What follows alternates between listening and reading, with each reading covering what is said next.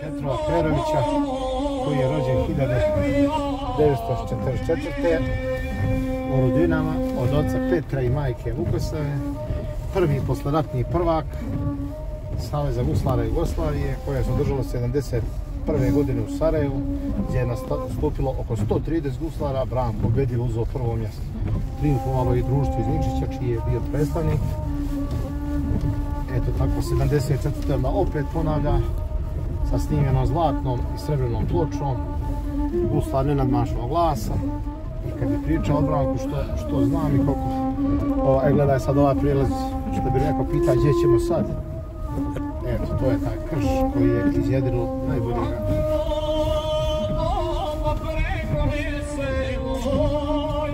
Ovo je Branko probija s njegovom familijom, put pravio u ovu ljud tešku, ali časno i pošteno Bog.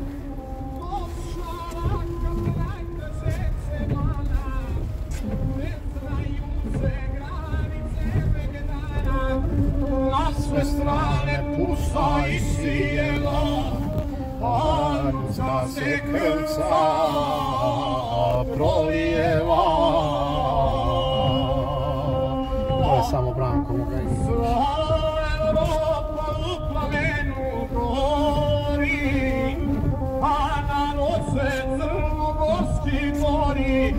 To je borba koja ne prestaje. Sad će nas dočekat kapija, koju ću ja da otvorim.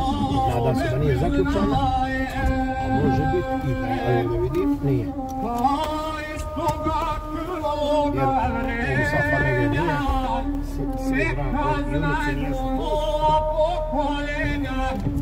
Istoriju strune gusala, za jednoga ratnog komesara, za džetića siloga sokola, za drugele izvojina dola, za Jedica Perović Danila, četnaga je Petrova vodila, korijenu kućara solica, a otac i majka vaspita, da pripada Perovića rodu, što su mogo dali za slobodu, da je obraz od života preći, da se ropstvo oružjem liječi. Ograđeno mu je vatar ovaj oko okuće, tu je konja i kravu država zapustenu. I ponosi partijski članstvom. Ili ovo kuća? Ovo je štala, jeste. Ono je suštara, ovo je stara kuća, a ovo je posle nova kuća u kojoj je živio.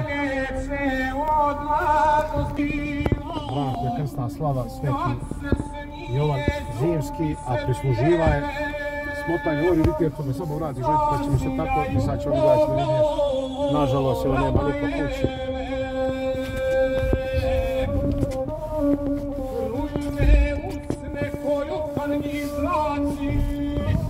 Na mišici kome savski znaci, preko pasa pošenika, i dvajone toga čelika, pod grudi mu pragu vjesnici, stiskama luze, rasnažno druga punoga ledine.